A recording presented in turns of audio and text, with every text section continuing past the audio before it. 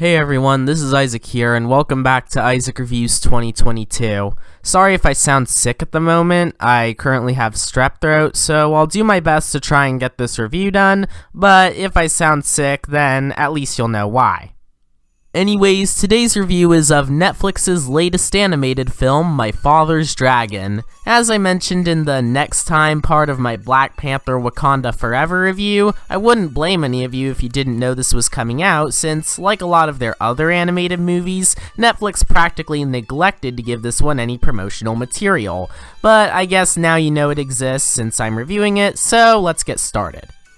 The movie centers around a kid named Elmer who, after moving to a new home with his mother, stumbles upon a cat who takes him to an energetic whale who takes him to a place called Wild Island, where a goofy dragon named Boris is enslaved by the island's sort of leader, Sewa, to constantly lift the island out of the ocean since it always sinks. So Elmer frees Boris, and the two then journey through the island to save it from sinking while also forming a very close friendship.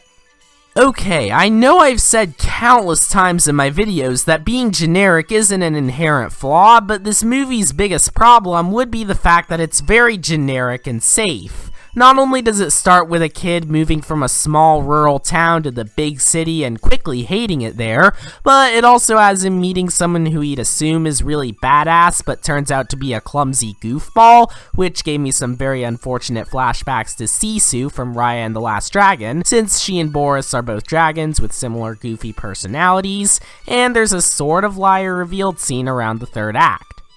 But that's definitely not to say that the writing is bad. Despite its simple premise and the fact that it can get kinda confusing at some points, there's some good world building with Wild Island, and there's plenty of heart throughout the film, especially the friendship between Elmer and Boris.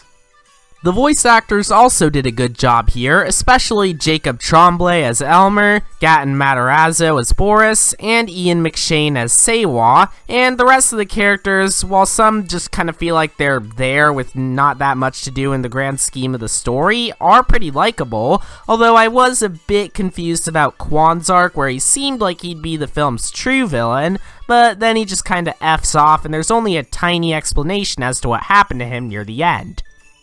I guess I should also bring up the animation, since this was actually done by a very prominent 2D animation studio, Cartoon Saloon, and the animation here looks great. The backgrounds are nice to look at, the character designs are good and kind of give off the aesthetic of a children's book, and the character animation is very smooth and expressive.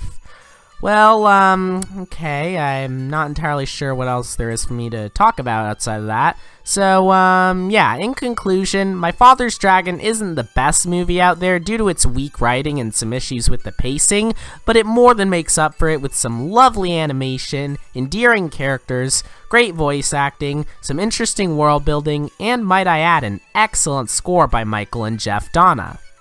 For any fans of Cartoon Saloon's other works, or for anyone in the mood for a cute and cozy movie, there's no harm in giving this a watch. Just don't expect anything grand out of it because, well, it's nothing special, but it was still pretty good for what it was worth.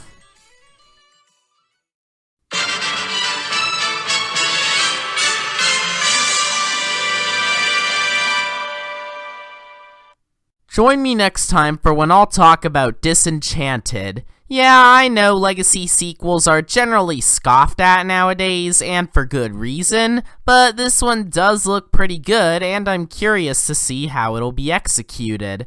Anyways, thanks for watching this episode of Isaac Reviews 2022. Make sure to like and subscribe for more content like this, and I'll see you all next time. Bye!